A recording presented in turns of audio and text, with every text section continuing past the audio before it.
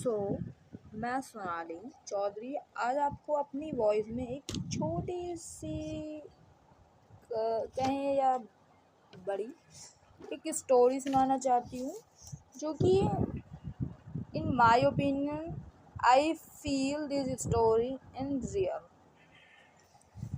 So I explain as a book like a फिर मिलोगी right bye मधुर Chaturvedi. College के उन दोस्तों के लिए लिखी है इन्होंने जो गैर मुनासिब वजहों से आज मेरी ज़िंदगी में नहीं है. कहानी की शुरुआत से पहले मैं आप लोगों को थोड़ा सा इसके बारे में बता देना चाहती हूँ कि ये जो स्टोरी है शुरुआत कहाँ से होती है. कि खूबसूरत प्रेम कहानी बताती है कि कुछ आंसुओं की कीमत नहीं होती क्योंकि वो जिन पर खर्च गए हैं वहाँ तक उनकी नमी नहीं पहुँचती. हालात कुछ सपनों को हमेशा के लिए रद्द करना सिखाते हैं. परिस्थितियाँ कुछ ख्वाबों को मुतलवी का रास्ता दिखाती हैं. जीवन इतना छोटा है कि एक जिद पर रुक गए तो आगे कैसे बढ़ेंगे. यह प्रेम कहानी बताती है कि कुछ यात्राओं का हासिल सिर्फ थकान है. इन रास्तों पर चलकर कोई कहीं नहीं पहुंचता. दूध से उजले वर्ण के लड़के और मैरीगोल्ड बिस्किट सी रंगत वाली लड़की, बारिश में भीगते हुए सिर्फ लड़के और लड़की साथ चलते हैं कि ताउम्र ये सावन याद रहें. वे साथ चलते हैं लेकिन उन्हें साथ कहीं पहुंचना नहीं है. प्रेम की राहों के वो पथिक जो ऐसी बंजर राहों से रोज गुजरते हैं, प्राय उन्हें दूसरों के मन की भीतरी परतों में छिपाए गए दर्द का अंदाजा होता है कि ख्वाब का पीछा कब छोड़ देना है. उस सही समय का अंदाजा कम लोग कर पाते हैं. तबीयत से उछाला हर पत्थर आसमान तक नहीं पहुंचता, ये कुछ लोग ही समझ पाते हैं. ये कहानी है चंद ऐसे लोगों की जो साथ चल तो रहे हैं मगर ग्रहों की तरह अपने अपने कक्ष में. नदी समंदर के करीब आते आते खुद में गाद बढ़ा लेती है. पकी देह में भी ऐसे ही ढहे सपनों का मलबा बढ़ने लगता है. इस उपन्यास के चरित्रों के जीवन में वही विराट खालीपन है जो विदाई के पहले मायके में गुजारी आखिरी रात में होता है. पात्रों के जीवन में दशरथों की वे आहटें हैं जो आधी रात वही दरवाजे की घंटी में है. उनके मन में वो उल्लास भी है जो फटे झोला झंगड़ा लेकर ट्रेन पकड़ने स्टेशन जाने वालों के मन में होता है. ये किरदार एक ऐसी उलझन में है जो अलमारी के खोलने के बाद अलमारी में क्यों खोला था जैसे विभ्रम में है. इनके जीवन में अन्यास ही ऐसे इत्तेफाक आते हैं जो ऐसे अचरज में से भर देते हैं जो 9 माह कोख की कैद से बाहर निकले नवजात आंखों में होता है. अलग अलग रास्तों से गुजरते हुए इन किरदारों की यात्राएं इन्हें कहाँ ला छोड़ती हैं, ये जानने के लिए आपको सुनना होगा मेरी आवाज़ में फिर मिलोगी. इस किताब के पन्ने दर पन्ना गुजरते हुए हर सुनने वाले को खुद से रिश्ता प्रांगण करता चलेगा. मेरी आवाज़ में आप लोग जरूर सुनिए. तो कहानी की शुरुआत होती है दोपहर. पहला अध्याय है. दोपहर 12 बजे थे. बालकनी में अकेली बैठी वसुधा धूप को चीर कर आती झमाझम बारिश देख रही है. मीकू को स्कूल से आने में अभी 2 घंटे से ज़्यादा है. नीचे सास ससुर को खाना खिलाकर अभी अभी ऊपर आई है. आराम कुर्सी में सिर टिकाए वसुधा सोच रही है कि कड़कड़ाते आसमान से पानी में घुलकर ऐसा क्या बरसता है जो मन इतना अकेला हो जाता है, जैसे ब्रह्मांड में अकेली प्राणी मैं हूँ। आज बादल ऐसे काले हैं कि भर घाम एकाएक सांझ ढल गई। थोड़ी थोड़ी देर में आसमान से आती सिंह गर्जना से रूह कांप जाए। मेरे भीतर इतना सूनापन क्यों है कि आंखों के आगे की दुनिया धुंधली हो जाती है। भीतर के संसार में जैसे कोई चेहरा रह रहकर कौंधता है। अब किसी से भी मिलने की लहक नहीं है, किसी के आने पर खुशी नहीं है, किसी अवसर का उत्साह नहीं है। बस एक ही शौक रह गया है, इस बालकनी में बैठ कुर्सी पे पड़े घंटों आसमान ताकते रहना। यहाँ बैठने से नीचे की ड्राइंग रूम से मम्मी जी और पापा जी आवाज़ें नहीं आती तो ऊपर ये सन्नाटा अपना लगता है। बालकनी से दिख रही ये बहुमंजिला इमारतें अनमनी भीग रही हैं। पानी के थपेड़े सहते हुए ऐसे भीगना इनकी मर्जी नहीं है, ये मजबूर हैं इसे झेलने की क्योंकि जमीन ने जकड़ रखे है इनके पैर। मैं भी तो इन बेजमान इमारतों की तरह बंधनों में जकड़ी तारीखों की दरिया में बहने के लिए बाध्य हूँ। क्यों इतने बेबस हो जाते हैं हम रिश्तों की बेड़ियों से। आज बारिश पूरे चंडीगढ़ को धुआंधार नहला रही है। दोपहर जब सूर्य सर पर चढ़ा दमकता है, आज उस वक्त आसमान में सांवली चुनर छाई है। वसुधा आराम से कुर्सी में डोलती, गालों में पानी की बारीक छींटें पड़ रही हैं। इतनी नमी सोकर भी मन में विराट सूखा है। जिंदगी से क्या चाहिए मालूम नहीं। नलिन की इंजीनियरिंग की ऊंची तनख्वाह, मीकू जैसे होनहार बच्चा, चंडीगढ़ में इतना बड़ा घर, खुशी के मापदंडों पर पूरी तरह खरी उतरती जिंदगी। हाँ, ये बात है कि ऑफिस से घर आने के बाद निराल नलिन को हमेशा आराम करना होता है। शादी के 15 साल में कभी उसकी तरफ से कहीं बाहर घूमने का कोई प्रस्ताव नहीं आया, क्योंकि उस पर अपनी मम्मी पापा अनकहा दबाव है। बाहर घूमने जाने के लिए या तो 5 लोग कार में धंसकर साथ चलेंगे या कोई नहीं जाएगा। जाने क्यों नलिन को कभी कभी समझ नहीं आया कि वसुधा के लिए यह घर किसी ऑफिस की तरह अनुशासन से भरा हुआ है। क्यों नहीं समझता कि वसुधा को अकेले बाहर घूमने ले जाने पर भी उसे भी घड़ी भर को सास ससुर के मुक्ति मिलेगी। नलिन वसुधा को अकेले तभी लेकर जाता है जब साल 2 साल में ऑफिस के किसी स्टाफ के घर पार्टी हो या हॉस्पिटल जाना हो। कभी कभी वसुधा को खुश करने के 2-4 साड़ियाँ और ड्रेस खरीदवा देता है, जिन्हें पहनकर जाने के लिए वसुधा के पास कोई जगह नहीं है। वसुधा के पास टैग लगे कितने ही नए कपड़े को पहनने का अवसर नहीं आया। अब तो धीरे धीरे कपड़े, मेकअप, ज्वेलरी की चाह मर गई है वसुधा की। आईने देखे हफ्तों बीत जाते हैं और घर से बाहर निकले महीने। नलिन ने मीकू की देखभाल के लिए वसुधा को जॉब नहीं करने दी और सास ससुर को औरतों का किटी खेलना आवारगी लगता है। इन शर्तों के बीच वसुधा की जिंदगी कैद हो गई। परिचय क्षेत्र के नाम पर सास ससुर के रिश्तेदार या नलिन के कलीग्स की बीवियां, जिनसे कोई व्यक्तिगत रिश्ता नहीं बन पाया, क्योंकि यह बात करते समय सतर्क रहना पड़ता है। वसुधा के जहन में आज भी बारिश देखते हुए बहुत देर तक वही ख्याल दिमाग में आ रहा है जो हर बार आते हैं। बरसात इस कदर उचाट कर देती है जैसे किसी अधभूले गीत के अंतरे का छोर होठों तक पहुंचकर भी पकड़ में ना आ रहा हो। बार बार की कोशिशों के बावजूद मुखड़े पर ही अटकी खड़ी हूँ।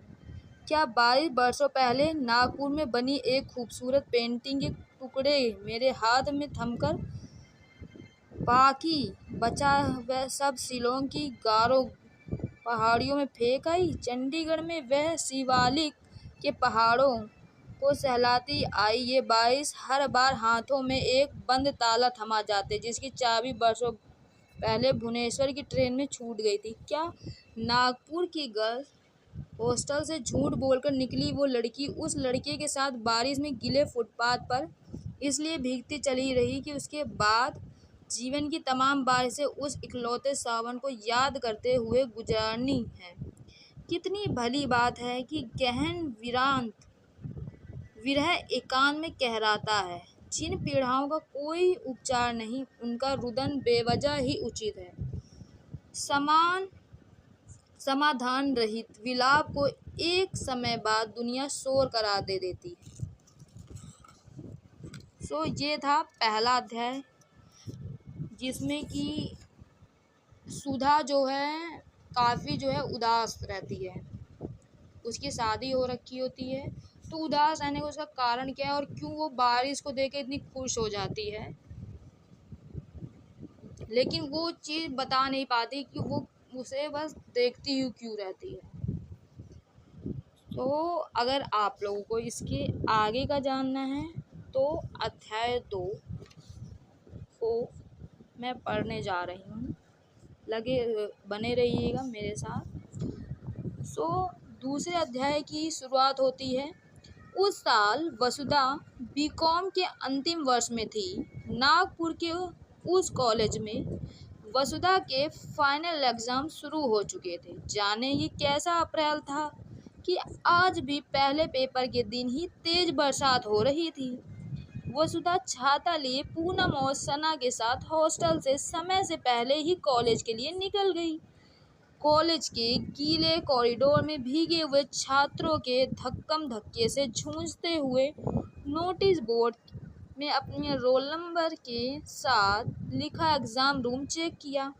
जैसी उम्मीद थी वही हुआ। वसुधा, पूनम और सना तीनों पक्की सहेलियां थीं। एग्ज़ाम रूम नंबर अलग थे। एक दूसरे को बेस्ट ऑफ लक कहकर तीनों अलग अलग दिशा में निकल गई। मक्खियों की तरह भिनभिनाते छात्रों से भरे कॉरिडोर में घूमधाम मची हुई थी। पूरे साल क्लास में नाराज़ रहने वाली कुछ लड़के भी आज हाथ में किताब खोले अंतिम घड़ी में किसी से कुछ पूछते नजर आ रहे थे। ज़्यादातर लड़कियों के चेहरे पर तनाव स्पर्श दिख रहा था। कॉरिडोर जूते चप्पलों में लगे कीचड़ से करकरा रहा था। वसुधा ने दरवाजे के ऊपर लिखा अपना एग्ज़ाम रूम नंबर पढ़ा और भीतर चली गई। कतार में रखी टेबलों की गलियों के बीच अपना रोल नंबर लिखे टेबल पर आकर बैठ गई। जितना कुछ कल रात भर जाकर पढ़ा था उसे एक बार फिर आंखें मूंदकर मन ही मन दोहरा रही थी।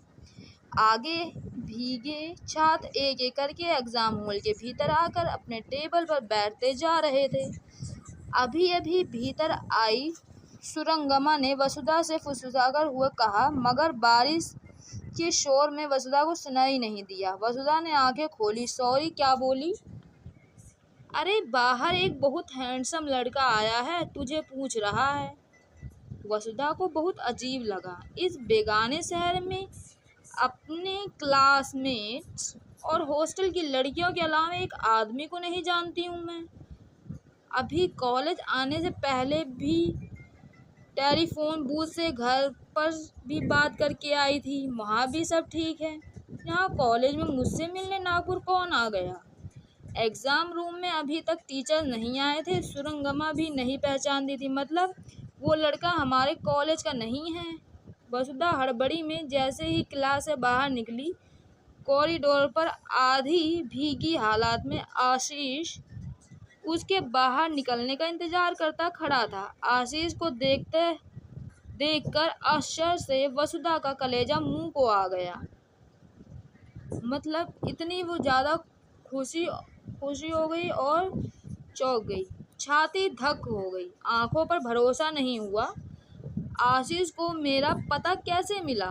दिल के उछाल को नियंत्रित करते हुए अन्यास मुंह से यही सवाल निकला। अरे आप यहाँ कैसे? आशीष वसुधा को देखते ही उसे सुकून से मुस्कुरा उठा। जैसे घंटों की कठिन चढ़ाई के बाद आखिरकार केदारनाथ का शिखर नजर आ जाता है। जैसे जंगल में भटके को कई रातों बाद वापसी का रास्ता नजर आ गया हो। आशीष की जिस शालीन मुस्कुराहट पर वसुधा साल भर से दिल हारे बैठी थी। आज वह सामने खड़ा था। आशीष मुस्कुराया। तुमसे मिलने आया हूँ। वसुधा अभी भी बदहवास थी। लेकिन अभी 5 मिनट में मेरा पेपर शुरू होने वाला है। आप नागपुर किसी काम से आए हो? आशीष बोला, बताया ना तुमसे मिलने। वसुधा अचरज से भर गई। आपको इतने बड़े शहर में मेरे कॉलेज का पता कैसे चला? मैंने तो अपने बारे में आपको कुछ नहीं बताया। आप अभी शिलोंग से सीधे आ रहे हैं। आशीष फिर मुस्कुराया। तुम्हें याद है वसुधा, जब हम लास्ट टाइम अकोला वाली ट्रेन में मिले थे, तब तुमने ही बताया था कि नागपुर में एटेक कंप्यूटर सेंटर तुम्हारे कॉलेज की बिल्डिंग में ही चलता है। आज नागपुर स्टेशन से बाहर निकलकर 2-4 लड़कों को पकड़कर पूछा तो पता चला कि नागपुर में 2 ही एटेक कंप्यूटर सेंटर हैं। फिर पता किया कौन सा सेंटर है जो किसी कॉलेज की बिल्डिंग में चलता है। पहला वाला सेंटर शहर के मेन मार्केट में था, किसी कमर्शियल प्लाजा में। दूसरे सेंटर का एड्रेस मिलते ही तुम्हारे कॉलेज का लोकेशन पता चल गया और मैं टैक्सी लेकर यहाँ पहुँच गया। अभी 10 मिनट ही पहले कॉलेज में एंट्री की। मालूम किया बीकॉम फाइनल की क्लास कहाँ है। एक लड़के ने बताया कि बीकॉम फाइनल ईयर के भी 4 सेक्शन हैं और आज पहला पेपर है। इसमें पहले 2 रूम में जाकर पूछा, वसुधा शुक्ला यहाँ है क्या? दोनों कमरों में लड़कों ने कहा, ये नहीं, यहाँ कोई वसुधा नहीं है। फिर 1-2 लड़कियों से पूछने बाद ये लड़की जो अभी अंदर गई मुझे तुम तक ले आई। तुम्हारा कोई कांटेक्ट नंबर तो था नहीं मेरे पास कि तुमको खबर करके आता। मालूम था कि अप्रैल में एग्ज़ाम होते हैं फाइनल ईयर के, तो फिर तुम एग्ज़ाम के बाद वर्धा लौट जाओगी और तब तुम्हें ढूंढना नामुमकिन हो जाता है। वसुधा आंखें फाड़े आश्चर्य से आशीष को सुन रही थी और देखे जा रही थी। इतना सुंदर लड़का, उम्मीद का एक कच्चा धागा थामे हजारों किलोमीटर का सफ़र करके केवल मेरे लिए मुझसे मिलने, जिसके साथ 2 बार इत्तेफाक मुलाकात हुई, इतनी दूर से शिलोंग से नागपुर आ गया। कोई केवल दिल लगी में ऐसा तो नहीं करता। क्या मैं किसी को इतनी अच्छी लग सकती हूँ? आज खुद को इतना कीमती कभी महसूस नहीं किया जितना इस लड़के ने मुझे महसूस करा दिया। किसी पसंदीदा शख्स के लिए खुद का भी इतना खास होना 7वें आसमान में होने का एहसास है।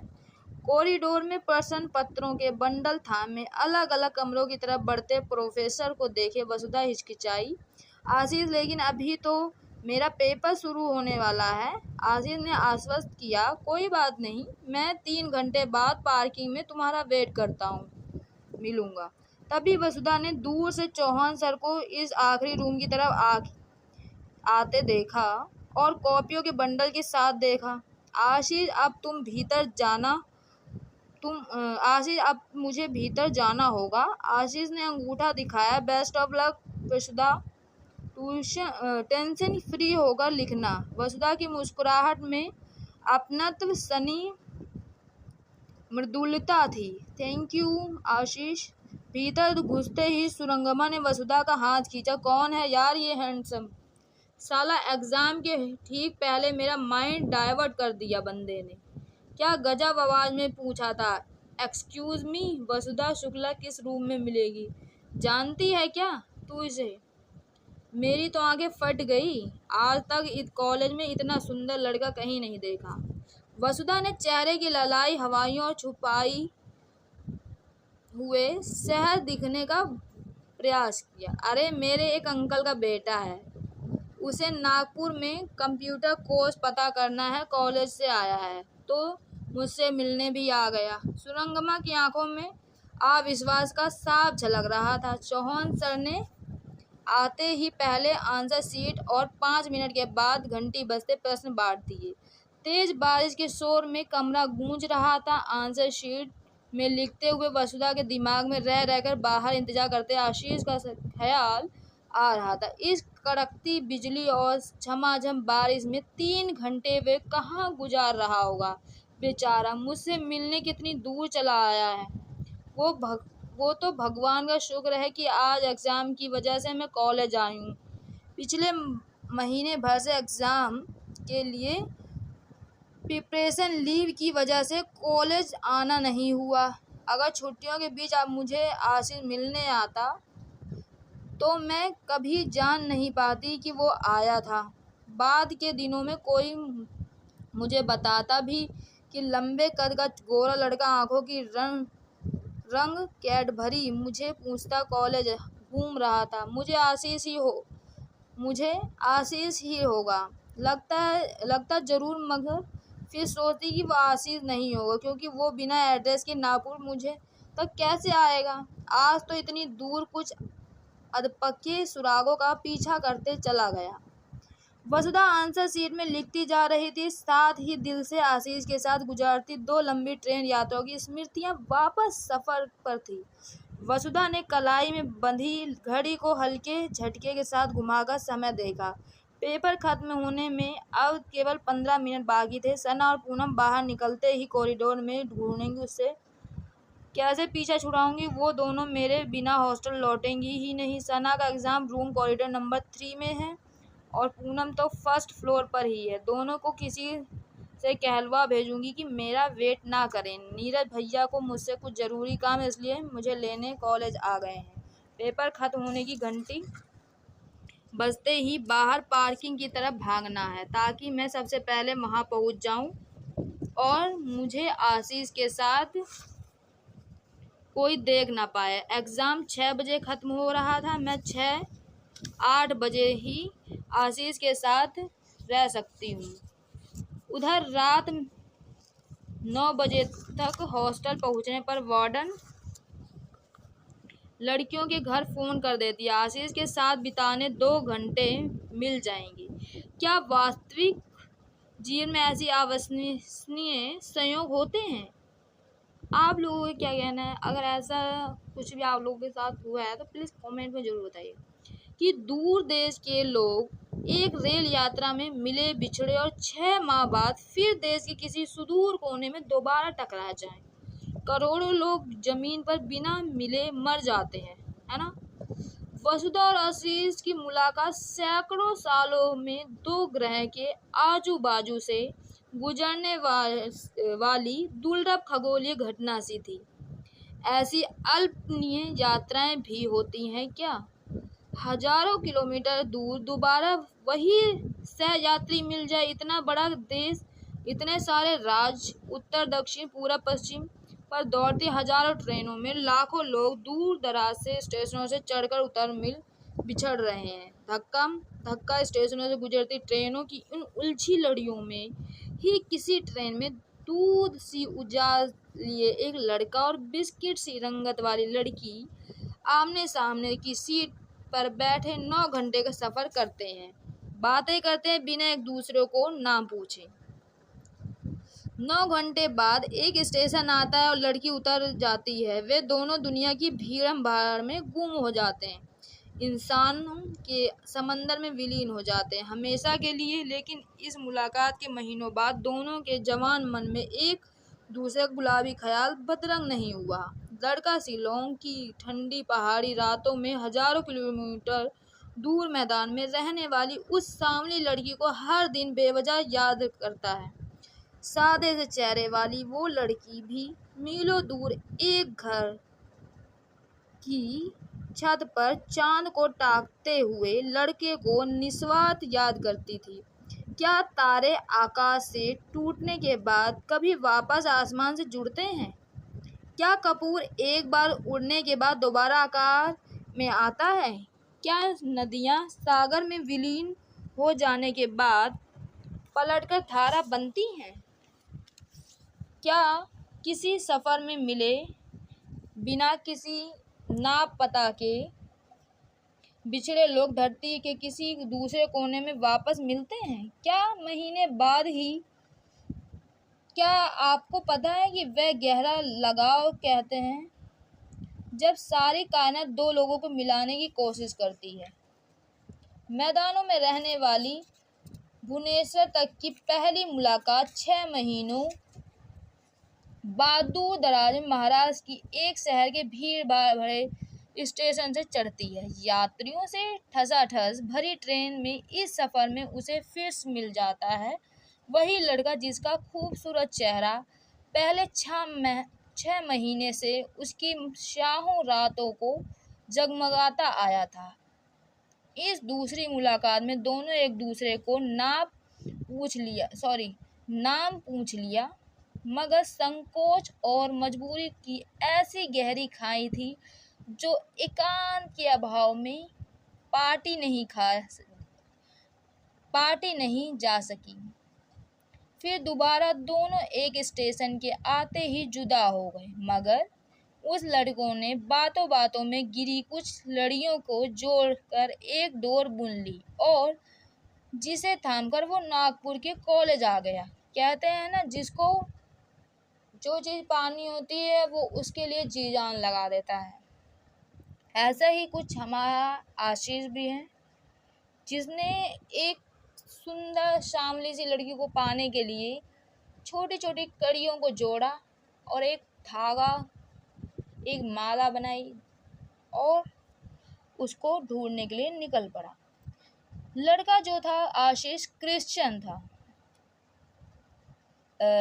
उस क्रिश्चियन लड़के के घर पर लाल पुट्ठे वाली रामायण ना होगी ये चीज़ वसुधा जो है सोच रही थी। उसे मालूम होता था कि श्री राम ने इसी तरह माता सीता के गिराए आभूषणों का पीछा करते हुए लंका की दिशा मालूम की थी। वसुधा साल भर पहली दादी के साथ उनकी छोटी बहन की 13वीं के लिए कलकत्ता गई। माँ बाबा की छोटी दादी के यमलोक जाने की खबर आने पर एक दिन के लिए कलकत्ता गए। तुरंत ही वर्धा लौट गए। बाबा के लिए 2 दिन से ज़्यादा दुकान बंद रखना संभव न था। छोटी दादी की 13वीं के लिए बाबा ने पहले दादी और मुन्ना चाचा को जाने के लिए कहा। मुन्ना चाचा के ना नुकुर के बाद चाहते हुए भी वसुधा को ही मजबूरी में दादी के साथ कलकत्ता जाना पड़ा।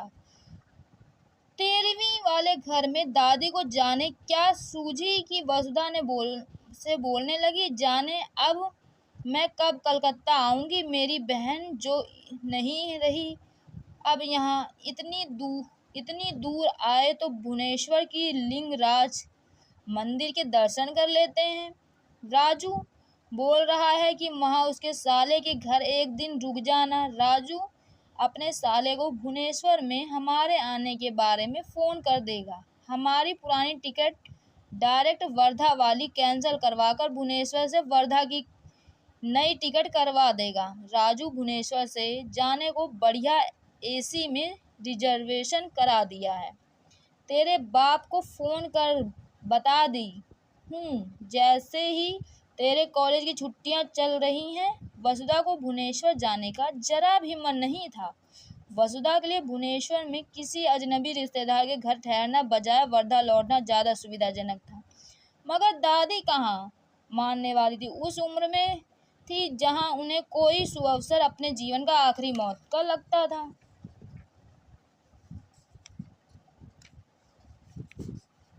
इस तरह वसुधा ना चाहते हुए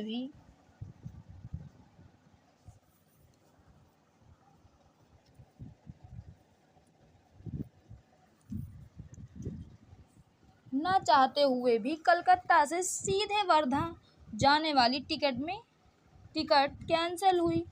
नई टिकट राजू चाचा ने AC बोगी में करवाई जिसका हल्ला वर्धा तक हो गया। कलकत्ता में ट्रेन की AC बोगी में चढ़ते हुए दादी ने नो AC मुसाफिरों पर हे दृष्टि डाली। हालांकि वसुधा और दादी ने 2 दिन पहले ही नॉन AC ट्रेन में ही आए थे। बर्थ पर पहुंचकर वसुधा पंजों के बल बैठी दादी के छोटे सूटकेस को सीट के नीचे अच्छी तरह पीछे की ओर ढकेल रही थी ताकि 2 बैग के लिए जगह निकले। अभी 2 लगेज जमा ही रही थी कि उसे एहसास हुआ कि कोई बिल्कुल पास खड़ा उसके हटने का इंतजार कर रहा है। नज़दीक खड़े उन स्पोर्ट्स जूतों से नज़र हटाकर सर ऊपर करके देखा तो देखती ही रह गई। ये तो टीवी विज्ञापनों में दिखने वाला लड़के जैसा था। मैंने इतना खूबसूरत लड़का अपनी ज़िंदगी में नहीं देखा। वसुधा उसी जगह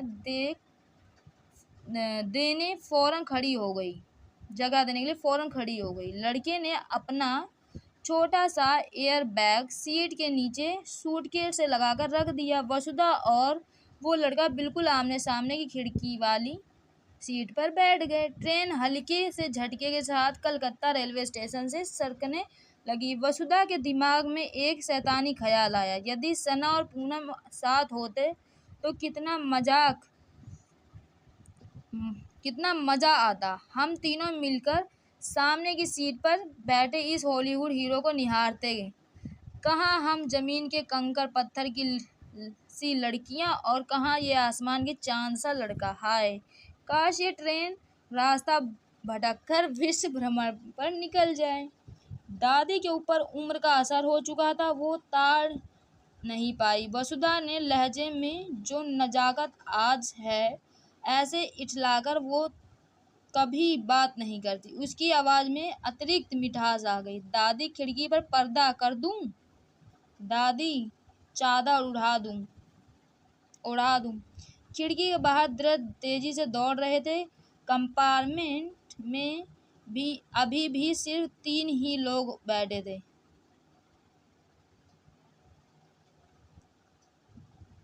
क्योंकि ट्रेन कलकत्ता से शुरू हुई थी। जरा देर में ट्रेन में चाय, सैंडविच, कोल्ड ड्रिंक वाले गुजर रहे थे। दादी ने साथ में रखे अंगूर की 2 झिल्लियाँ निकाली। सिर्फ 3 लोगों में 2 लोग खाए और 3 सामने बैठे उस अकेले को ना पूछे। दादी ने ऐसा होने देने वालों में नहीं थी। दादी ने अंगूर की एक झिल्ली वसुधा को थमाकर दूसरी तरफ आशीष की तरफ बढ़ाई। लो बेटा खाओ। आशीष ने औपचारिक मुस्कान के साथ झकझकते हुए मना किया। दादी मानने वालों में से थी नहीं। अरे ले लो। लड़के को 2-4 दाने उठाने ही पड़े। दादी के लिए लंबे सफ़र में समय गुजारने का सबसे अच्छा उपाय सहयात्रियों के जीवन में जानने में था। यदि दादी गप्पे मारने के लिए हाउम्र की तलाश करने लगे तो ज़्यादातर वक्त उन्हें चुपचाप रहकर ही गुजारना पड़ेगा। इसलिए वो सभी उम्र के लोगों से मैत्री भाव से बात करती थी। नए लोगों से बात करने में दादी को बहुत संकोच मिलता था। दादी ने आशीष की तरफ फिर अंगूर बढ़ाया। लो, अरे ले लो। कहाँ जा रहे हो बेटा? बस दादी, और कहीं और नहीं लूँगा। मैं राउरकेला जा रहा हूँ। अच्छा, राउरकेला में रहते हो? नहीं दादी, ऑफिस वर्क से जा रहा हूँ। अरे तुमको देखकर तो लगता है कॉलेज में पढ़ते होगे। हम लोग महाराष्ट्र में के वर्धा में रहते हैं। मैं कलकत्ता अपनी छोटी बहन की 13वीं में आई थी। अभी लिंगराज मंदिर के लिए भुवनेश्वर उतर जाऊंगी। एक पंडा है वहाँ जो बरसों से हमारे परिवार का सब काम करता आया है। फ़ोन पर बात हो गई है उनसे। वो पंडा एक जगह रुद्राभिषेक भी करवा देगा। जगन्नाथ दर्शन तो मैं 10 साल पहले ही कर चुकी हूँ। तब तुम्हारे दादाजी भी जिंदा थे। 4 धाम हो गए हैं मेरे, 12 ज्योतिर्लिंग भी हो गए हैं। कहीं भी तीर्थ करके घर लौटने के बाद सत्यनारायण की कथा करवाती हूँ। मेरा अमरनाथ दर्शन नहीं हो पाया। अब इस उम्र में तो सोच नहीं पा सकती। केदारनाथ बहुत पहले ही हो गई। उस समय शरीर में ताकत थी तो चढ़ गई। 2 बेटे हैं मेरी पोती है ये। इसके पापा की वर्धा में कपड़ों की दुकान है। इसका एक बड़ा भाई है। दोनों भाई बहन नागपुर के अलग अलग कॉलेज में हॉस्टल में रहकर पढ़ रहे हैं। दादी के इतने देर से चल रहे एक तरफा संवाद में यही वह क्षण था जब दादी के लिए परिचय के बाद आशीष को वसुधा ने मुस्कुराहट से आंखों से ही देखा। मुस्कुराहट से आंखों में एक दूसरे को अभिवादन किया। लड़कों की आंखों में इतनी खूबसूरत हो सकती हैं, वसुधा को आज मालूम हुआ। आज भी यह सात समंदर की गहराई समेट दी गई। दादी के सवालों का संक्षिप्त जवाब हल्की मुस्कान से देने वालों में गालों में बादाम जितने गड्ढे बन रहे थे। वसुधा के मन में वर्धा की टिकट कैंसिल कराने का मलाल जाता रहा, जिससे कल्पना थी कि सफ़र इतना खूबसूरत होने वाला है। रब्बा किस जगह रहता है ये देवदूत। रॉकेट की गति से भागती ट्रेन में दादी के सवाल अनवरत चल रहे थे। राउरकेला में नहीं रहते क्या? तुम कलकत्ता में रहते हो? नहीं दादी, कलकत्ता में मेरा हेड ऑफिस है, मैं शिलोंग में रहता हूँ। दादी अचकचाई, शिलोंग? वो किधर है? जिधर कामाख्या मंदिर है, वसुधा ने दादी को टोका। अरे दादी, शिलोंग मणिपुर की राजधानी है।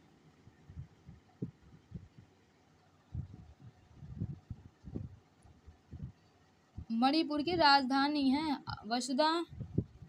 आशीष ने वसुधा की गलती सुधारी। मेघालय की राजधानी है।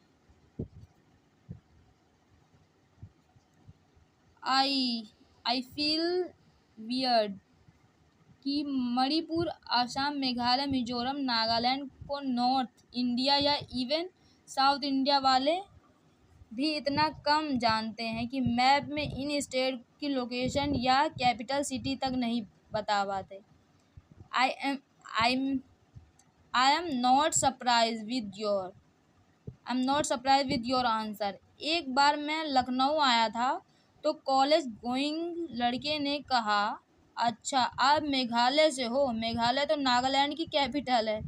फीलिंग आती है कि जैसे हम किसी और ही कंट्री के हैं और आप बाकी लोग इंडिया में रहते हैं। दादी को तंज समझ नहीं आया। सही बोले बेटा, अब हम लोगों को बंगाली समझता नहीं, फिर शिलोंग में कोई रिश्तेदारी नहीं, तो हम तुमको नहीं जानते, तुम हमको नहीं जानते। उधर कोई बड़ा मंदिर होता तो जानते हम लोग। दादी को आशीष की बातें सुनने में दिक्कत हो रही थी। वैसे भी थोड़ी देर बाद आशीष से बात करने की उनकी रुचि खत्म हो गई, क्योंकि वो जितना जानना चाहती थी जान चुकी थी। दादी सर पर चादर खींचकर सो गई। सोने के पहले वे आशीष और वसुधा को परिचय का एक सिरा थमाकर सोई। आशीष की गोद में अंग्रेजी की एक बिजनेस मैगजीन थी। वसुधा को महसूस हुआ कि थोड़ी देर में आशीष मैगजीन से आंखें हटा उड़ती नज़र उस पर डाल रहा है। आशीष ने पहल की, आप कौन सी क्लास में हैं? अभी बीकॉम सेकंड ईयर में हूँ। इस साइड से जाने पर नागपुर क्रॉस करने में वर्धा आएगा ना? जी। जब गुदगुदाते दिलों में बीच खामोशी हो तो आंखें, धड़कन, संकोच, हवा, हरकतें सब मिलकर दो तरफा समान करते हैं। ये बिल्कुल सच है। वसुधा बार बार खुद को समझा रही थी कि लड़का मेरे बारे में सोच नहीं सकता। ये मेरा दिमाग दिवालियापन है कि मुझे ऐसा लग रहा है कि वो मुझसे बात करना चाहता है, मगर फिर ऐसा क्यों है कि मैं खिड़की से जितनी बार नज़र हटा उसको देखती हूँ, वो मुझे नज़र हटा खिड़की के बाहर देखने लगता है। मुझे क्यों लग रहा है कि वो बिजनेसमैन मैगजीन सिर्फ खोले बैठा है, पढ़ नहीं रहा। मसाला चाय, अदरक वाली चाय। इस आवाज़ में दादी उठ गई। आशीष ने चाय वाले को 3 रुपए चाय देने के लिए कहा। दादी चाय वाले को पैसे देने ब्लाउज के भीतर कोहनी तक हाथ घुसाकर इधर उधर खदबदाते रुपया तलाशने लगी। आशीष ने चाय वाले को रुपए पकड़ाकर तो दादी की छापेमार तलाशी बंद हुई। भगवान का लाख लाख शुक्र है कि दादी की इस बेहजा हरकत को आशीष ने नहीं देखा। यह कह सकते हैं कि शर्मिंदगी से अनदेखा कर दिया। दादी और वसुधा को चाय देने के बाद आशीष ने आखिर में अपनी चाय ली। अब तक कुछ यात्री भी आसपास की बर्थ पर बैठ चुके थे। ट्रेन भुवनेश्वर की तरफ लगातार बढ़ रही थी। ये खूबसूरत समय तेजी से बीत रहा था, घटता जा रहा था, कभी ना लौटने के लिए। लड़के और लड़की दोनों को समझ आ रहा था कि दोनों एक दूसरे को पसंद आ रहे हैं। आशीष के बेवजह ही बात बढ़ाने के लिए बात की, चाय कितनी खराब है। इस मामले में नॉर्थ से साउथ, ईस्ट से वेस्ट तक भारत है एक है। हर जगह की ट्रेन में रद्दी चाय। दादी ने चाय की पहली चुस्की के साथ सवाल किया, तुम कहाँ नौकरी करते हो बेटा? दादी, मैं पेप्सी का मार्केटिंग मैनेजर हूँ, पूरा ईस्ट और मिडिल इंडिया संभाल रहा हूँ। वसुधा दादी का अगला संभावित सवाल समझ चुकी थी, इसलिए इससे पहले कि दादी आशीष की पगार या जात पूछे, वसुधा ने दादी को रोकने बात का रुख मोड़ दिया। आपका पूरा एजुकेशन शिलोंग का है? मेरा birth place, schooling of MBA अब सब शिलोंग है। चाहता तो MBA IM अहमदाबाद से भी कर रहा था, लेकिन शिलोंग से अहमदाबाद दूर था। शिलोंग यूनिवर्सिटी की रैंकिंग भी बहुत अच्छी है, फिर कहीं वहीं से किया। ये मेरी पहली जॉब है। हमारा घर तो अभी शिलोंग में ही है, लेकिन अब मैं जॉब के बाद इतना ज़्यादा ट्यूरिंग पर रहता हूँ कि मम्मा के पास Shillong once in a month ही आ पाता हूँ। वसुधा ने पूछा, ओह, आपके मम्मी पापा शिलोंग में रहते हैं? मैं क्लास 6 में था तब पापा एक एक्सीडेंट में एक्सपायर हो गए थे। पापा कमिश्नर थे, मम्मी जॉब में हैं। वो शिलोंग यूनिवर्सिटी में इंग्लिश डिपार्टमेंट की HOD हैं। दादी ने आशीष के पापा की मृत्यु पर गैर जरूरी करुणा प्रदर्शन किया। अरे, वसुधा और आशीष दोनों को मालूम था कि सिर्फ बात करने के लिए बेमतलब की बातें कर रहे हैं। मतलब की बातें आंखें कर रही थी। आप भी BCom के बाद क्या करेंगी? MBA या MCom? वसुधा सकपका गई। उसे खुद मालूम नहीं था BCom के बाद वो क्या करेगी। MBA की 2 साल की फीस और 2 साल के हॉस्टल के खर्चे में बाबा एक MBA दामाद जुगाड़ने में सफल होना ज़्यादा पसंद करेंगे। बाबा और नीरज भैया अगले साल उसकी शादी करवा देंगे। वसुधा को आशीष के उदास कर देने वाले सवाल का कोई जवाब ना सूझा, तो वह कह दिया, अभी सोचा नहीं, अभी BCom सेकेंड ईयर है। वसुधा को आशीष का हिंदी उच्चारण बंगला भाषियों के हिंदी उच्चारण सा लग रहा था।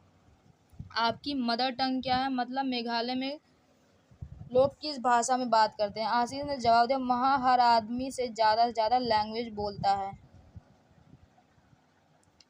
लोकल्स के लिए मेन तो खासी और गारो है।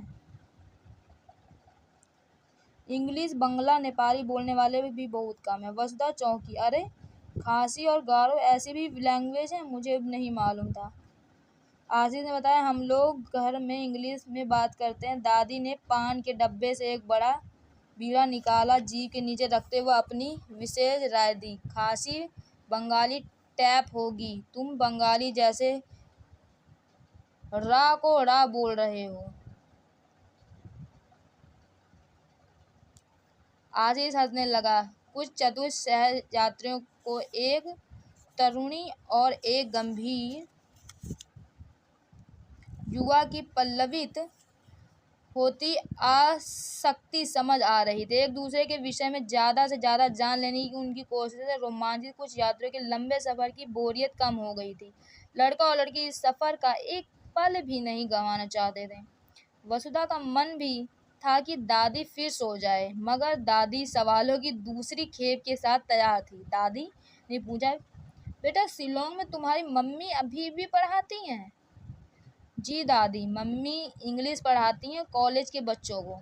दादी को अचंभा हुआ, आशीष की मम्मी इतनी पढ़ी लिखी हैं कि कॉलेज के लड़कों को पढ़ाती हैं? उन्होंने आशीष को बताया, हमारे यहाँ भी लड़कियाँ को पढ़ा लिखा दे रहे हैं लोग बाग। ये वसुधा को पहले इसके पापा नागपुर के हॉस्टल में रखने को तैयार नहीं थे। उनको कहना था वर्धा में रहकर पढ़े। इसका बड़ा भाई नीरज 2 साल पहले ही नागपुर से इंजीनियर पढ़ रहा था, फिर उसकी नज़र में रहकर पढ़ेगी, इसलिए इसको जो है नागपुर भेज दिया गया। वसुधा को दादी की ये बात बिल्कुल अच्छी नहीं लगी। नीरज भैया मुझ पर नज़र रखेगा? मतलब मैं कोई चोर हूँ या धोखा देने वाली हूँ या फिराक में रहती हूँ? नीरज भैया कौन नज़र रखेगा?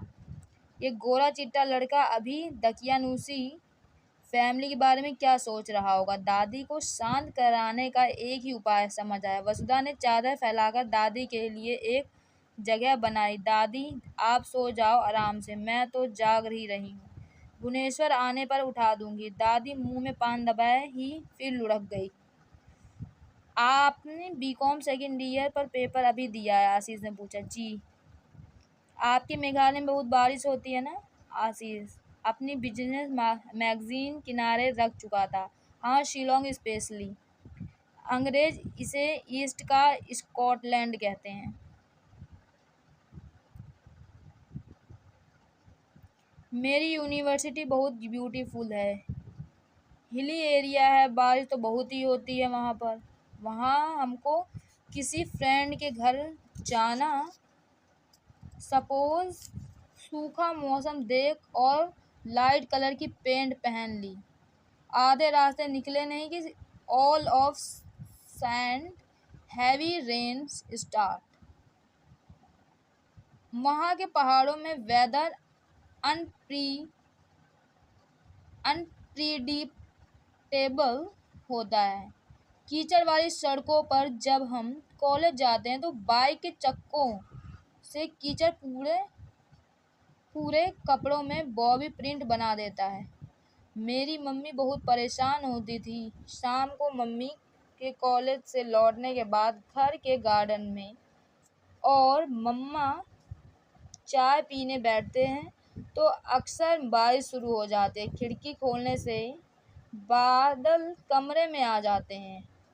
टी गार्डन्स, ढेरों वाटरफॉल है, बहुत टूरिस्ट आते हैं। आप शिलोंग से एमबीए कर लो, आपके कॉलेज डे मेमोरेबल हो जाएंगे। सहयात्रियों की आंखों में जिज्ञासा थी, क्या लड़की शिलोंग से एमबीए करने के लिए बहाने प्रेम विस्तार की संभावनाओं से भरे प्रस्ताव को स्वीकार करेगी।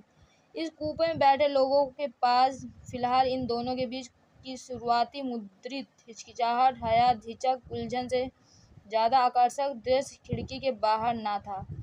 एक खिड़की पर सांवली सादी लज्जाई सी लड़की, दूसरी खिड़की पर गोरा गंभीर अतुल सा लड़का। इन दोनों को जल्द से जल्द अलग करने दौड़ती क्रूर ट्रेन। वसुधा ने जादुई की घड़ी पास आते देखकर सवाल किया, भुवनेश्वर आने में कितनी देर है। आशीष ने कलाई में बांधी महंगी घड़ी पर नजर डाली। 1 घंटे में आ जाएगा। मुझे आप लोगों से और आगे जाना है। इस रूट का एक स्टेशन याद हो चुका है। मेरी जॉब ही ऐसी है कि ईस्ट से लेकर पूरा मिडल इंडिया घूम रहा हूँ। वसुधा ने कहा, कितना बढ़िया है, इस बहाने दुनिया देख रहे हो। आशीष हंसा। अरे कुछ बढ़िया नहीं है, मेरा एमबीए मार्केटिंग में है। मार्केटिंग में इतना प्रेशर होता है, टारगेट सेल तक पहुंचने शहर शहर घूमकर वॉकिंग टीम को मोटिवेट करो, उनके लिए मार्केटिंग स्टेजेस बनाओ, मीटिंग लो। अपने शहर में रहते हो कितना भी हार्ड वर्क कर लो, शाम को लौटकर अपना घर हो, रात में अपना बिस्तर, सुबह की चाय अपने किचन ही हो, थकान खत्म हो जाती है। मेरा फील्ड ऐसा है कि पूरा महीना train, airport, bus stand, taxi, hotel, सड़कों पर निकल रहा है। महीनों अकेला भटकता हूँ और हर रात अकेले बैठकर चुपचाप खाना क्वाइट डिस्प्रेसिव करता हूँ। अभी अनमैरिड हूँ तो चल रहा है। वहाँ शिलोंग में मम्मी भी अकेली पड़ जाती है। मुझे एमबीए मार्केटिंग में ना करके फाइनेंस में करना चाहिए था।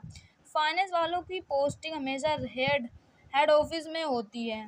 9-5 की ड्यूटी करो, टाइम पर अपने घर जाओ। वसुधा ने जीवन में पहली बार किसी बाहरी लड़के से इतनी बात की थी। घर पर बाबा और नीरज भैया तो किसी जवान लड़के को घर में घुसने ही नहीं देते। रिश्तेदारी या आस पड़ोस का कोई लड़का आ भी गया तो वसुधा चाय लेकर कभी उनके सामने नहीं आई। वसुधा ने स्कूल, कॉलेज या गली के उन्हीं लड़कों को देखा था जो आते जाते लड़कियों को ताड़ते, चुंबन की तेज आवाज निकालते, फिल्मी गाने और फिक्रते कसते। लड़के भी इतनी समझदारी से बात करते उसे मालूम नहीं था। रिश्तेदारी के भैया को बड़ी बड़ी लफजाई करते देखा था। फिर ये कहते कि बहन पहली सहेली से मिलवा दे। शायद हमारा परिवार इस लड़के के इतना पढ़ा लिखा नहीं। आज भी सफर में अगर बाबा नीरज भैया साथ होते तो आशीष से एक शब्द बात ना हुई होती। आशीष ने पूछा, आप दोनों ही भुवनेश्वर जा रहे हैं तो होटल की बुकिंग हो गई? वसुधा सकुचा गई। हम एक रिलेटिव के यहाँ रुकेंगे। आशीष ने पूछा, उन्हें मालूम है ना आप लोग आ रहे हैं? हाँ, फोन पर बात हो चुकी है। क्या भुवनेश्वर के लिंगराज मंदिर गए हैं? नहीं, कभी नहीं गया। मैं क्रिश्चियन हूँ। इसका ये मतलब नहीं कि मंदिर नहीं जा सकता। अकेले जाकर क्या करूँगा? पेयर कैसे ऑफर करते हैं मुझे नहीं आता। ईश्वर को तो सभी एक है। आदमियों के अलग अलग झुंड अपने अपने लिए अलग अलग भगवान वर्शिप के लिए अलग अलग तरीके डिसाइड कर लिए हैं। मेरे रिलीजन इससे ज़्यादा कुछ नहीं। क्रिश्चियन? इतना ही सुनते भारत पाकिस्तान के बीच डिवीजन लाइन खिंच गई। वसुधा सहम गई। आसपास बैठे श्रोताओं को झटका लगा। क्रिश्चियन और लड़की लिंगराज मंदिर जा रही है। नींद में कोई दादी परलोक शुद्धिकरण हेतु रुद्राभिषेक करवाने लिंगराज मंदिर जा रही है और अभी एक विधर्मी के हाथ से छुई हुई चाय गटक गई। ये खबर नहीं थी।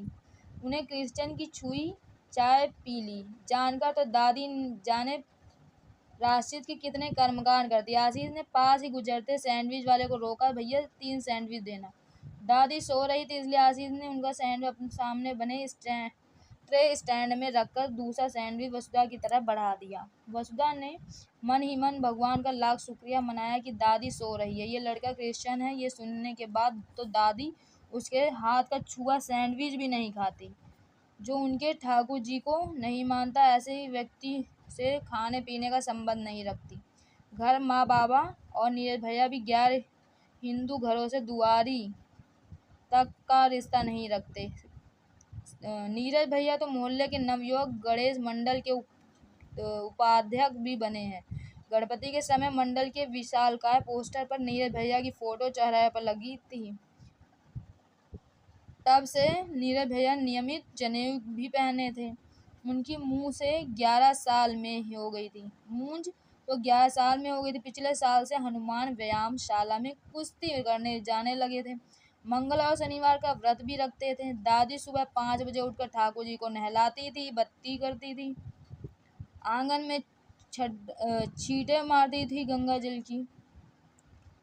चावल आटे से द्वार के दोनों तरफ लक्ष्मी बनवाती थी। शाम घर पर चाहे कोई भी मेहमान बैठा हो मगर तुलसी में दीपक का वक्त होते ही उड़ जाती थी। पूरे सावन लहसुन प्याज नहीं खाती थी। हर एकादशी उपवास रखती थी और एकादशी के दिन घर भर के लिए खाने में चावल का निषेध।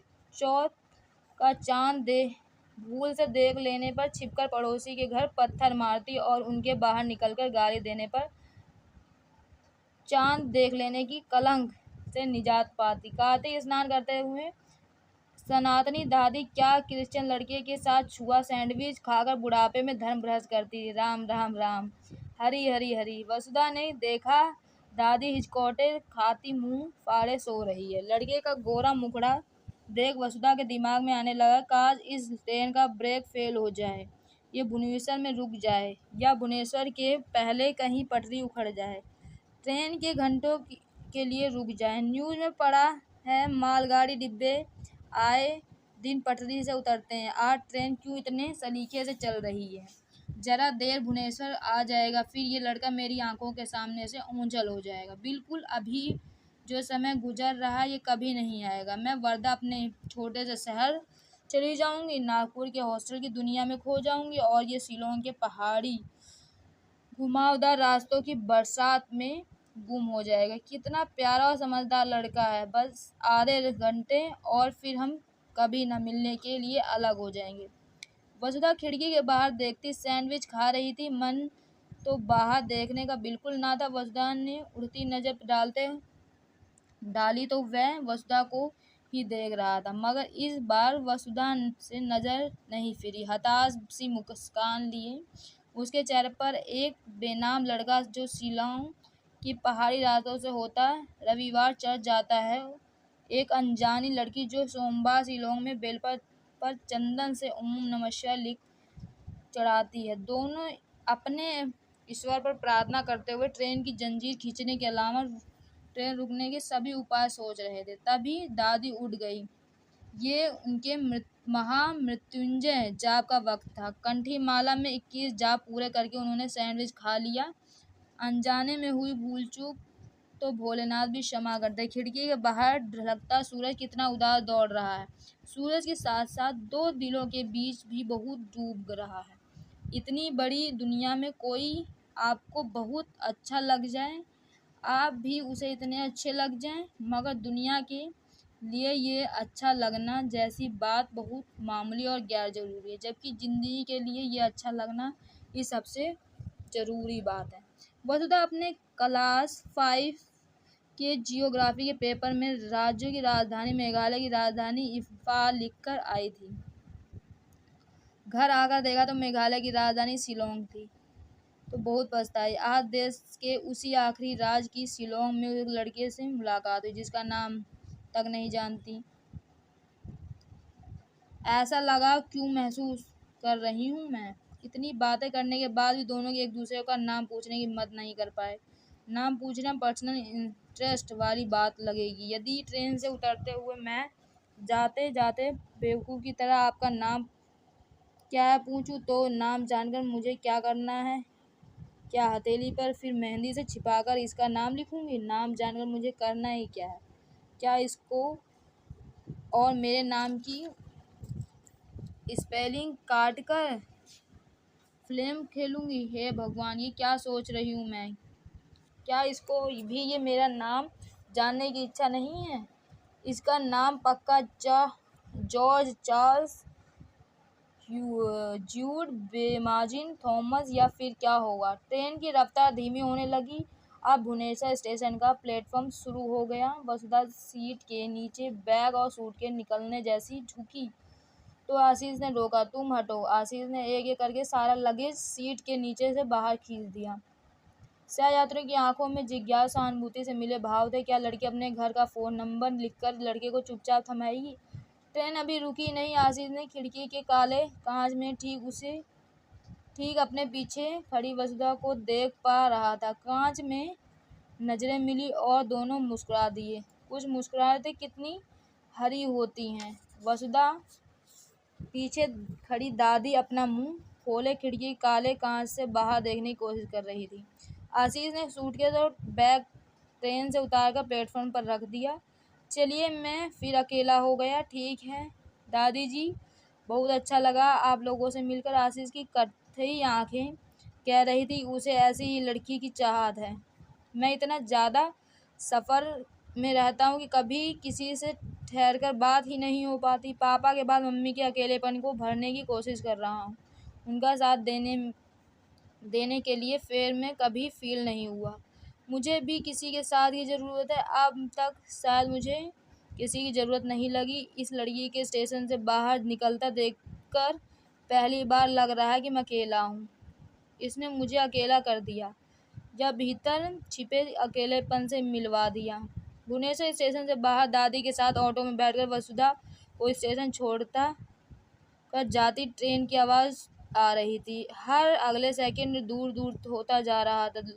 लड़का दुनिया की सीधी विस्तृत समंदर में समा गया, कभी ना दिखने के लिए। दादी के साथ ऑटो में जाते हुए चमचमाता भुवनेश्वर शहर में बेरौनक लगने लगा। रात में सोते समय ट्रेन का पूरा सफ़र बार बार घूमने लगा। उस लड़के के परफ्यूम की महक, आसमानी शर्ट, चॉकलेटी आंखें रह रहकर याद आ रही थी। हॉस्टल पहुंचते ही पूनम और सना को सफ़र की पूरी बात बतानी है। लड़के अच्छे भी होते हैं। उनका उदास लग रहा था। कितना उदास लग रहा था बेचारा। क्या वह बिल्कुल अभी राउरकेला के लिए किसी होटल में लेटे हुए मुझे सोच रहा होगा?